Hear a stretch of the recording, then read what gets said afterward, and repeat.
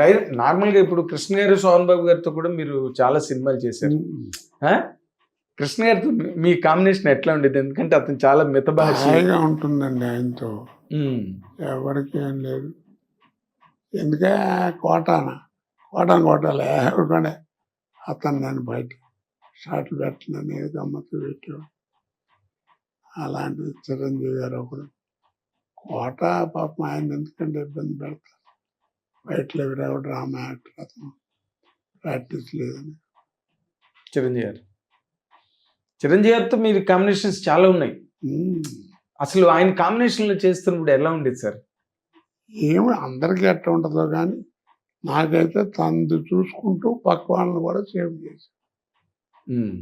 ఒక నటుడుగా మీరు ఆయన్ని ఒక పెద్ద ఇంకా హీరోయిజంకి అయితే మనం ఆయన గురించి చెప్పనక్కర్లేదు. ఎందుకంటే ఇండస్ట్రీలో బాక్స్ ఆఫ్ స్టామినా చెప్పిన తొలి హీరో. రామారావు, నాగరావు, సోమన్ బాబు, కృష్ణ గారు వీళ్ళందరూ ఉన్నప్పటికీ తనదంటూ ఒక ఎరీనా తయారు చేసుకున్నాడండి.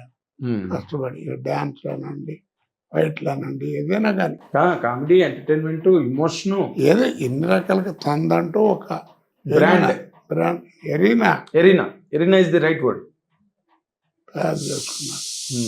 అలా ఎవరికి రాదు. ఇంకా ఆయన గురించి అంతకంటే కాదు మీరు అంతకన్నా నేను ఆయన గురించి ఏం చెప్తానంటే, నేను ఇంకోళ్ళు అయితే నేను కూడా అడగను. ఎందుకంటే ఆ చెప్పే ఎబిలిటీ ఉండాలి, ఆ అవగాహన, ఆకలింపు, ఎక్స్ప్రెస్ చేసే వొకాబులరీ, మాట తీరు, ఇవన్నీ కావాలి. మీకు అవన్నీ ఉన్నాయి కాబట్టి నేను అడుగుతున్నాను. ఎందుకంటే ఇప్పుడు మీరు చెప్పారు ఆయనకు ఒక ఎరీనా క్రియేట్ చేసుకున్న హీరో, ఇంకంతకన్నా ఏం చెప్పాలని. అసలు ఆ ఎరీనా క్రియేట్ అవుతున్నప్పుడు దాదాపుగా మీరు వెనకాతల ఆయనతో పాటు ట్రావెల్ అయ్యారు. చాలా మంది ట్రావెల్ అయ్యారు. అందులో మీరు కూడా ప్రధానంగా ఉన్నారు కదా.